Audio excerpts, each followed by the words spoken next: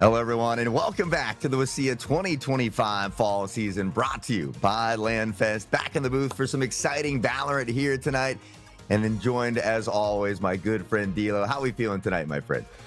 Feeling good, my friend. You know, today's been a tiring day, but if there's one thing that can put a bit of a kick in my keister, it's some 4-0 versus 4-0 undefeated action. Two amazing top-of-the-line teams here, Hot Sauce, but only one can leave undefeated. Yeah, only one can leave undefeated, and these are two teams that ended second and third last season as well, respectively. So, you know, a chance to kind of maybe get that final footing before we get ready for those playoffs. So, and two teams that eventually could meet again in the playoffs, but it's nice to get those bragging rights. It's nice to remain undefeated. I think one of the only other remaining undefeated teams was that Southridge, or is that Southridge team that did get the championship last year. So a little bit of a stepping stone for both of these teams. It is week 5, and the map tonight is Sunset. And it's going to be our friends Camas and Prairie stepping up to that plate. And like you said, these are two teams that have fallen beneath the same Titans boot. And this might very well be the matchup that decides who is going to be the best contender to try to find that upset, to try to change those history books. But one thing that does not change is our amazing sponsors and how great they are. So hey everyone, I want to give a huge shout out to Zotac Gaming for powering today's stream. Thanks to their incredible support, we're able to bring this broadcast to all of you, helping to showcase the amazing talent in Scholastic Esports. You can show your appreciation for Zotac Gaming by giving them a shout out on social media. How about that? Make sure to join their community on the Discord, and don't you dare forget to use that hashtag powered by Zotac or hashtag ZotacUSA when you post. That's right. Make a post, tweet it out. Let us know who you might think win tonight's matchup as well. Again, two undefeated teams about to go head-to-head here on Sunset, which is a map that recently got some small but subtle and I think necessary changes. Veto available to be chosen here tonight as well, and has been a juggernaut, but it's kind of a question is, are these players comfortable on that agent yet? And well, we're not going to have to wait too much longer as we get ready for that agent select screen. I did get to see IEN over in our friends in Indiana. Their veto is tested out a little bit, but it did not unfortunately find too much success. I think you got to make sure you're pairing it with a good amount of utility. Obviously, no smokes, no blinds that you might want for your duelist, where the Jet can sometimes provide a bit more solo utility. I'm seeing the KO, Heyo, Neon, and the Vice. We were literally talking in the green room about how this character has seen some rough patches, but we're going to see if those Ivy Brambles can go on poking. Yeah, I think Vise was probably one of the agents that got hit the toughest or hit the most there. And so, but we talk about it, right? Especially at the Scholastic level, sometimes it boils down to that comfortability pick. And Agreed. if it's an agent that you've played, you know, since the beginning of Inception, then you're probably still very comfortable despite some of those nerfs coming in. And I think Sunset, a map that is still can be very, very viable, especially when you're cutting off some of those entry points. Maybe you can isolate that 3v1, that 2v1 on defense, give yourself a little bit of a player advantage. But you've got the double duelist there as well. This is something that we've seen pretty heavy in the Scholastic scene, not as much in the pro scene, but pretty heavy in the Scholastic scene. And it's paid off for a lot of teams. I mean, a lot of these 4-0 squads have some heavy fraggers. So if you can pop off, it certainly works in your favor. And we, of course, have our friend Prairie leading the charge for Prairie, and of course, on that Phoenix that we've seen them operate on so many times before to grand success. Will that be the case this time around? I've got to say, it's almost like every single character we mentioned in the green room is now on the field. I talked about Neon. She's there. Prairie heard me mention the Harbor. Shout out, it's on the field. What does have me worried, though, Hot, is not a lot of utility in terms of the smokes for Prairie. They've really got to make sure they're utilizing that Cove well from the Harbor and that sheer on the wall from the Vice. I think that's, you're exactly right. I mean, the smoke are going to come from Harbor, the wall there as well. And so that will be their point of entry. Combined with the flashes of KO and Phoenix, you certainly can make it work. But, you know, it's just about how well you can make that work, especially when you can look at the other side of Camas. You've got Sova there for the intel. You've got Cypher as well. And so, honestly, these two teams kind of set up very well to combat each other. I'm curious who's going to be the aggressor. And already can see that Omen setting up the smoke because they have that advantage. Tripwire is up and running. But not quite sure if they want to test their luck so far. Just a bit of a waiting game here. Or crouching one at the very least. No blood just yet. You know, especially in these first rounds, pistol rounds can be crucial. Be patient here. Neon looking to blast through. Does get caught by that tripwire. We'll have to back off momentarily here. Diamond Dude being patient, has a screen up in the way as well. Meow already getting the plant down. The shorty comes into play as Oh, Wisey no! finds the trade. You gotta Dear check the God! corners. Diamond Dude, the right click finds two. Diamond makes it rough for him. Tuna is going to be the big fish at the top of the food chain. Takes down Baizy and gobbles up a pickle for their troubles. Near flawless round there from Camas, but my God, what an amazing play by the Cypher to just utilize that wave, utilize Prairie's own utility against them. Yeah, just tucked into the corner there, and we said it. You got to check the corners. Great trigger discipline. Finds the first with a right click. Gets a second with the right click, which can be something that is a little bit of a gamble, especially since that buff or that nerf many moons ago. But in the right click we trust, as I always like to say, and it comes up big here for Camas. They get round one. It allows them to have some funds here for round two, and typically when you win round one, you go on to win that second one. So Camas looking to kind of dictate the tone and the pace here early. Outlaw in the hands of the Tuna. See if they can grab something around this corner. The KO not going to want to test their luck. Software update says that looks like danger to me. Now it's going to be a 4-man push up here. The Vice is all by the lonesome, but we'll reconvene with the rest of the squad. You can already tell that Prairie want to play this one slow based on their actions in the first round as well. Ronin is going to be the first Ronin to find. Baizy will go down without any answer back, and already Camas on the attack. Slow things down just a bit here as DSW will back off. We can see that rotation considered in play. Mr. Potato shots ring out, but he doesn't find the pick. The decoy causes the flash as Tuna with the Outlaw will find Prairie, who's been quite a juggernaut here for Prairie, but Meow still able to get the plant down off the harbor here. With that, look to play, but nice. Potato comes up with a big one. Diamond Dude to answer back. Unfortunate you couldn't keep the KO alive for a bit longer before they get TKO themselves. Diamond Dude drops the utility. The Cove is already down as well from the harbor, means no safety left for you. They'll be buried at sea. Sea of bullets, courtesy of Ronin. Only the Vice is going to be left, and unfortunately she gets sheared right down, pruned into submission. That's going to be an easy retake from Camas and a second round victory. Well, we talked about it, when you win that first round, you often go on to get the second round. Yep. But I think the important part for Camas is they only drop a single member in that one as well. So it allows them to begin to pad that economy, to invest in those stocks and bonds, and work on being able to buy in multiple rounds after. So it'll be a big bonus round for them. It's a food buy now for Prairie, and a round that they should win. So they have to make sure Camas does not steal this one away off the bonus. At the very least, it's already showing what we should expect from teams of this caliber. Hot Sauce, they are complying with what you ask, which is if you're going to buy together. Prairie making sure to purchase like birds of a feather. But will they be plucked? Will they descend down to the ground? Potato trades out their life for Ronin. Not too shabby a start.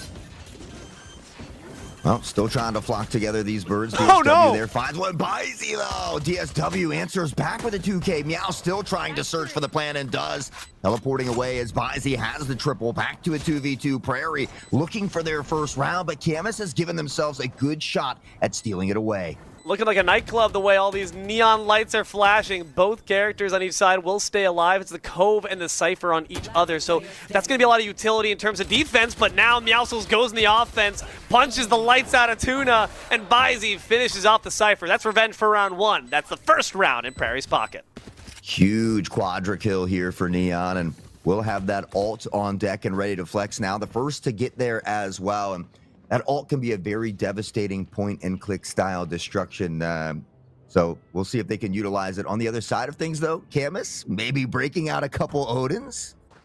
This could be destructive. Everyone, we're going to need some hip replacement surgery on aisle 3 in just a second, because sometimes you can just sweep with that. There's just so many bullets in the clip you got to worry about, and oftentimes we'll see covering fire, no, destructive fire instead. Great way to tear through these coves that are actually being a really good thorn in the side against Camas utilized by that harbor. And that's why you see them constantly using the spike in their pocket, because they have that nigh indestructible bubble that can really force a lot out of you in order to take it down.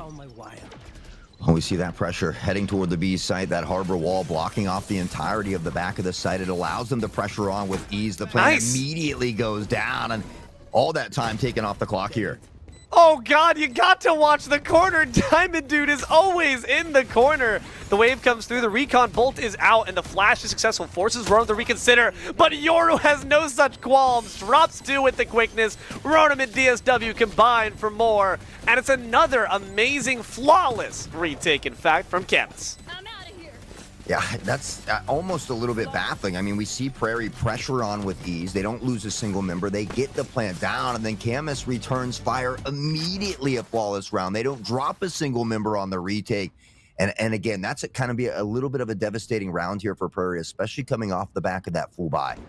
I need to pay attention now to where Meowscles is positioned and where the rest of the team is positioned once that spike drops. Are we just kind of expecting the job to be done? Sure, that's part of the objective is to get the spike down, but you also have to defend it. You also have to defend yourselves. Self-preservation, especially on the part of this Vise, I'm not going to lie. You already have learned your lesson one time. You cannot let this Cypher corner camp you because at the end of the day, they're going to have their way. Tuna grabs 2 before Pickle finally gets their number. Already things looking rough for Prairie. Yeah, you know, and again, we've seen them pressure on, find these early plants, but they're still planting kind of in a default position. So if you have control of the site and you're able to plant out in the open, it's going to make that post-plant situation a little bit easier for you as well. So something to kind of keep in mind. Unfortunately, Prairie playing with a member down here in this round. DSW and the rest of the crew doing a great job of just remaining patient. Member down, but also Camas utility up. That recon dart instantly alerts them that all 3 are together.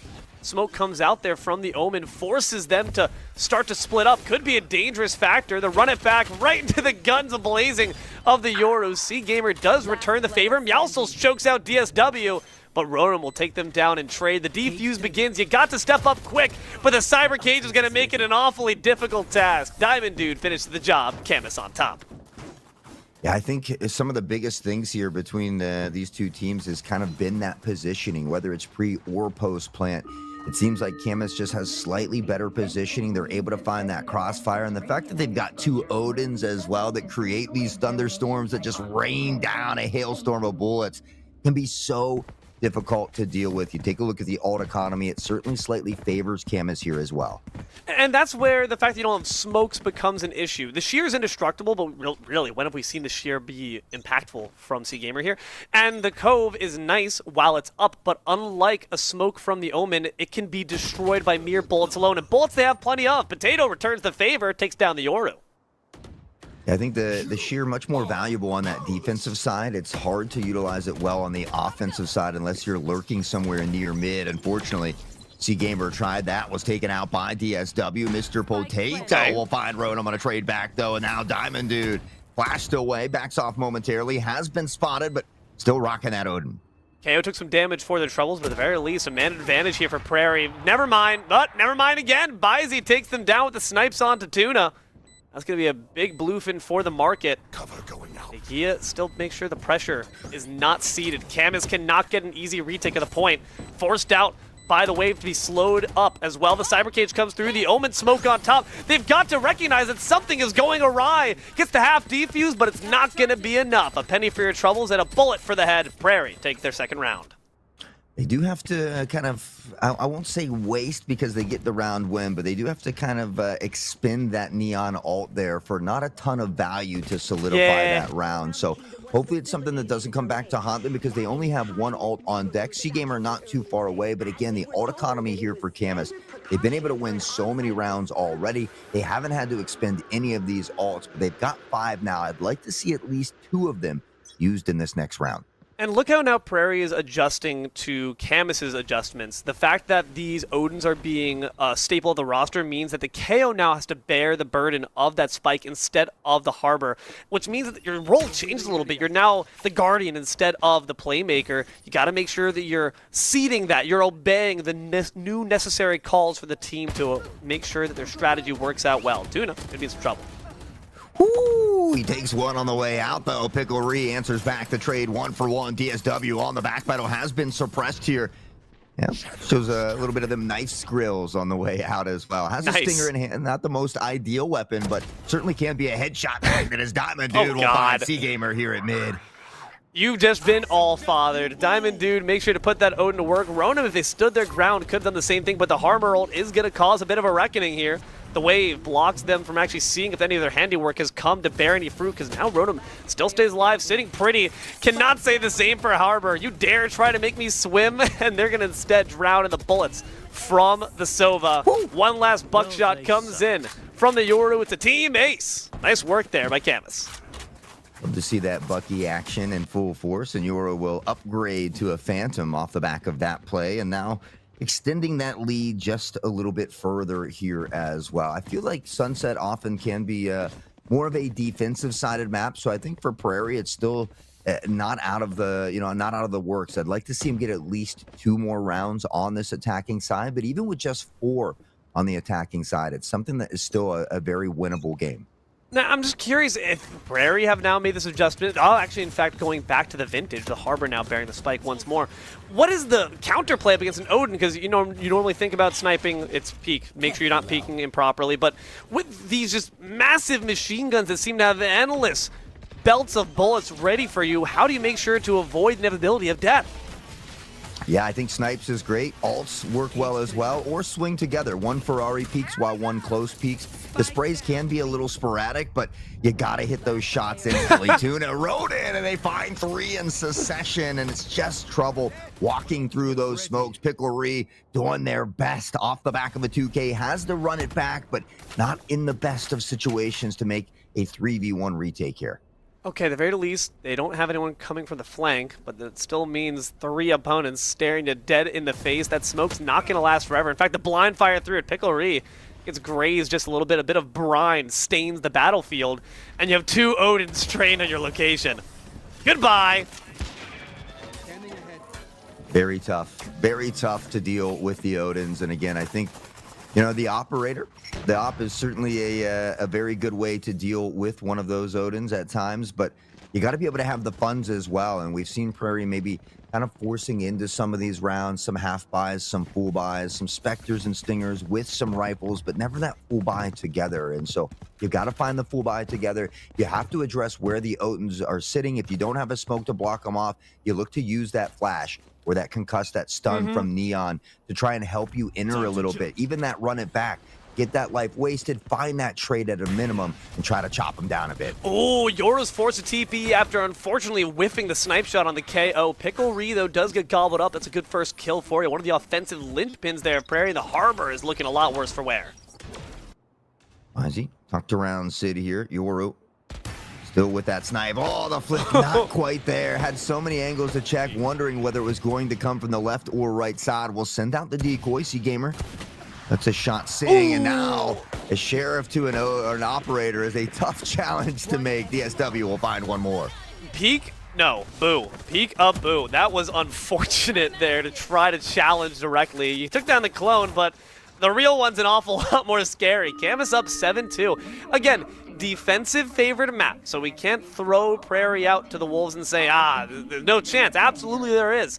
But you do got to hope they play with a bit more cohesion. It just feels like the offensive threats here so far from Camas, their placement, their positioning, their crosshair placement as well, is just second to none. Yeah, and it's tough. Like, if you have a raise or something like that, you can destroy some of these trips without touching them on that B site. We don't really see that here. And Camas is doing a good job of switching up where they're being here as well on these rotations. A slide out from Tuna. Prairie finds the first. DSW will pick up one as well. And Camas still holding on strong here near the A site. The fact that they took down the Neon on Camas actually does make quite a bit of impact, because they were one of the biggest offensive threats for their side. The Yoru puts out the clone before retreating back to a better vantage point. Trying to take advantage of that high ground. The Odin comes through, only going to be able to find one Sun before the other commits patricide, taking down Rotom in trade. Needed to swing together. That's how they chop down that Odin. They get the first, but unfortunately, there's still an op here amongst the Odins to deal with. And for Camas, it's just a complete arsenal. Diamond, dude, will find one more. DSW, the headshot through the wall. And the troubles continue here for Prairie.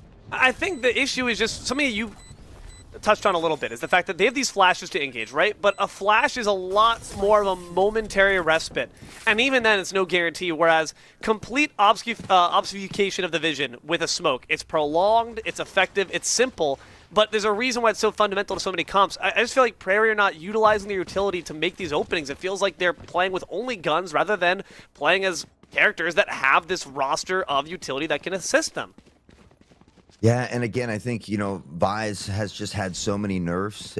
Had they started out on the defensive side, Vise could be a little bit more of a formidable opponent, but you really need your opponents to walk through that wall for it to work and to cut them off, and you don't get that as much on this attacking side. So I feel like they haven't been able to utilize the abilities to their full potential, and already it's going to be some more trouble as Tuna finds Mr. Potato. We need to see that flash come in first before that peek from KO. I mean, obviously, Potato, the natural prey of the tuna fish, all known here on Animal Planet. Let's see, though, what's going to be next on the nature documentary. Steps through the waves, only to instantly meet a wave of bullets. Diamond Dude combines two. Meowscles finds a three-piece, but is quickly silenced by the Yoru. It's a 1v1. Yoru up against Prairie.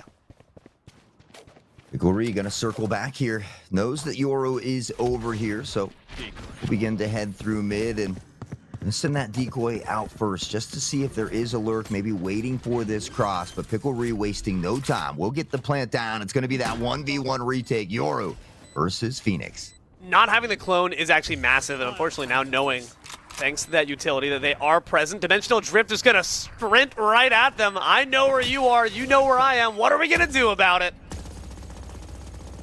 Oh, the blind. He's going to keep spraying, though, and now the wall here as well. All he has to do is continue to buy up time, doing a great job of that thus far. Yoru has not even decided to tap that spike to try and make him to commit forward, and timing is everything. It's a big round for Prairie and Prairie High School. That feels great. I'm very happy that not only did Prairie win that round just for the ease of the mentals, but that was Prairie who delivers the death blow. The captains got to make sure to lead by example, and they played that perfectly. Like you mentioned, realizing time's on their side and against the Yoru and forcing them into the pressure cooker. Yeah, and KO's right hand, his undertoss flash is so strong.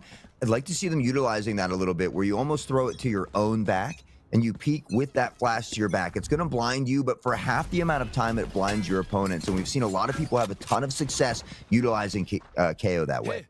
We'll see if they can manage to utilize it. I mean, the Arc Rose is already like such an irrelevant aspect of things because you have to not only place it, but it can be destroyed now at this point. Roam around the corner, sweeps down two, hip replacement on aisle 3, please. Mr. Potato's gonna need some new parts. So is Tuna, they get shot out. That one hurt my back just watching. Diamond Dude finds Meowscles here as well, and it's all down to Prairie. They have the run it back, but in a 4v1, it's not the ideal situation. The pincer play comes in. The blind is good. He finds one. What? Can he get the second? It is a dance for death as DSW will switch to the classic and send them packing. The 9-3 curse is what Prairie will have to call upon. Pull out the pistol. You can almost hear the audible gulp come out from Prairie as they realize they gotta switch to the classic. Uh-oh, I think I'm in trouble. I'm in danger. Yes, you were, buddy, but nonetheless, a good attempt at the very least. Does not go down without a fight. Yeah, man, this Odin strategy has got to be accounted for. Someone call Kratos. We need to kill some gods. Yeah, and again, this is why I personally also love using the Odin, is because not only is it a very strong weapon with a ton of rounds in the mag, but it's one of these weapons that can mentally frustrate opponents. It can be very annoying to have to continuously go up against an Odin. People often call it the noob tube or the noob cannon. And so if it's something that it can allow you to get into the head of your opponents as well, it's a win-win out on the battlefield. I mean, Camas is saying, if you guys want to step up to the South Ridge like this, you're not going to have a good time. We are just the appetizer in their eyes, at the very least. C-Gamer warms up some pizza rolls for themselves, maybe some tuna rolls instead. Diamond Dude and DSW quickly answered back, dropping C-Gamer and Potato. Smoke clears, and Yoru cleared out. Nice kill there by Bazzi. DSW up top, 34 health as the Owl drone goes out, looking for a bit of intel here. The plant slowly beeping away. Ronum, did he spot the one in the corner? I don't believe so, but now just 21 health here for Diamond Dude, and not a ton to work with for Camas. And Neon's got to stay safe, but instead of the one sliding right into danger, right into Rodham's classic, finishes off the last two with a flourish. That is so unfortunate. You dive for safety. No, you dive to die. Yeah, and had they been able to win that pistol round, they go on to get the next one, and they're looking at 5 on the board. They cut the lead in half. If they could steal that bonus round away, all of a sudden we have a game. But because they lose the pistol round, funds become incredibly tight. They feel the pressure. They consider forcing in here as well, which we see from half the members. Honestly, I'd like to see everybody force in at this point, because you don't have many rounds to give. It's not ideal, but you need to make those mistakes or those decisions together as a team. And it's something that Prairie has struggled with just a little bit here on Sunset. The moment Ronim has enough money in their Amazon wish list, they instantly pick up the Odin. Tuna does take down Baizi. Pickle re-answers back. DSW drops the bot, and Pickle Re will finish off Diamond Dude. Instantly going to be answered by the Yoru, though. Blood on each side, but Prairie do not have the favor. Sheriff in hand needs to make some magic happen here. Prairie has a ton of health to work with. Camas, 3 members, but 1 dangerously low here as well. But they've got the Odin in the hands of Ronim, and I think that might be the big problem here. DSW experiencing some of their own. Dropped down to barely a fraction of their health bar. Pinned down between 2, but they're not the most important target. The TP tries to get into safety. Meowscles does not allow it, but Seagamer does fall in trade. Great peek around the corner. Meowscles does not care. They are the one who rules this corner.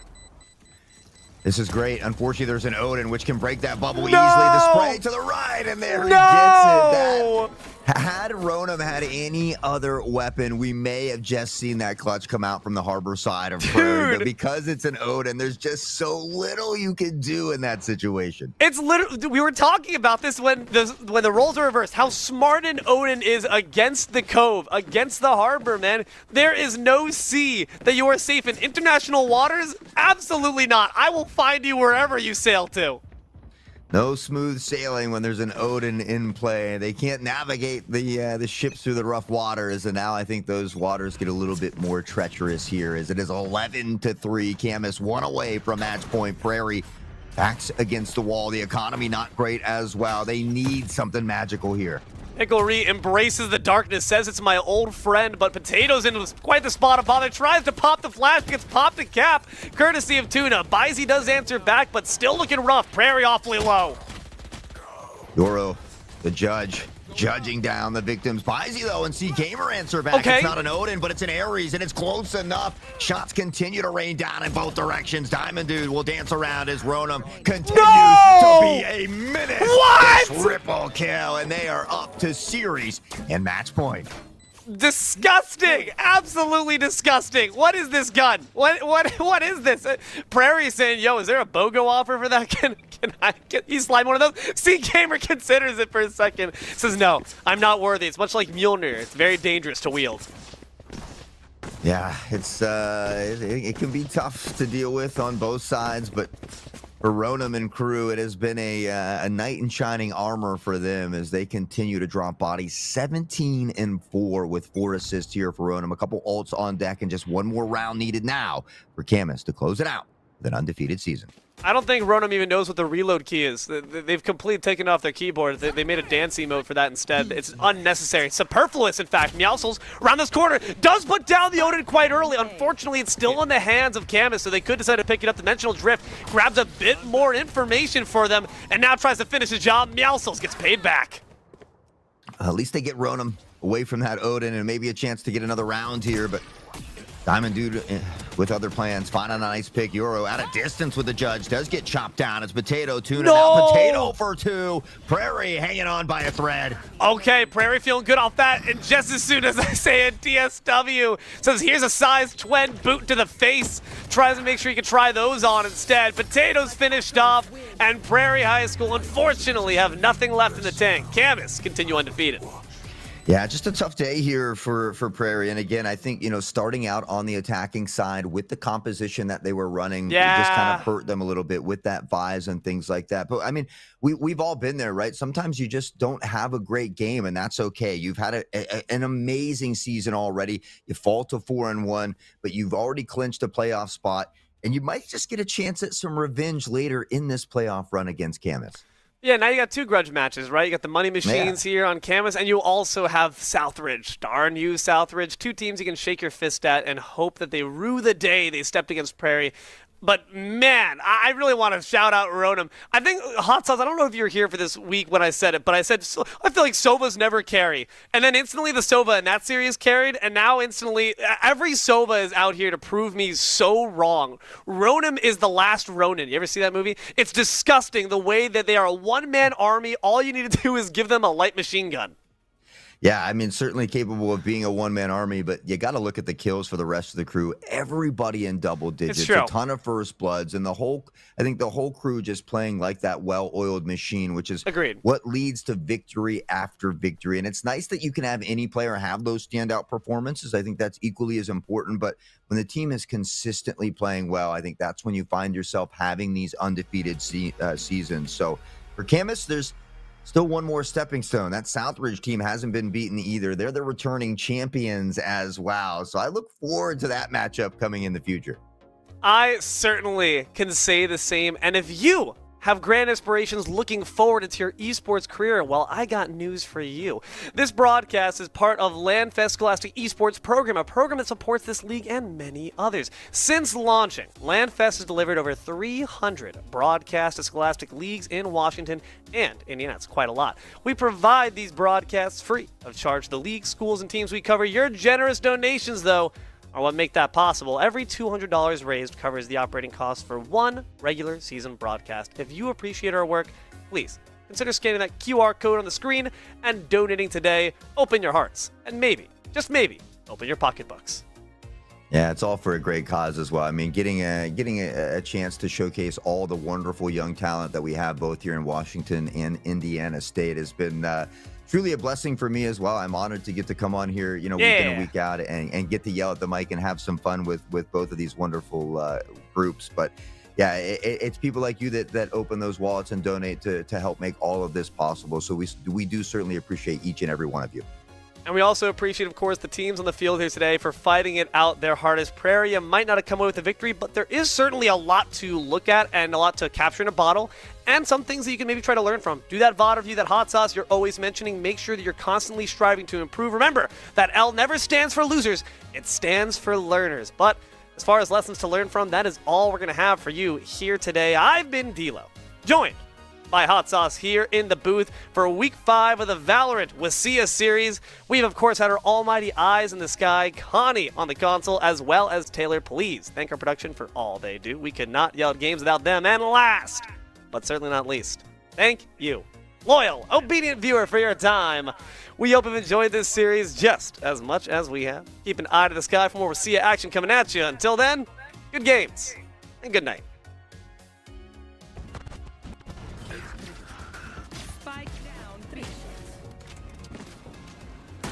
Planted. One enemy remaining. I'm pissed. Last player standing. My ultimate's ready.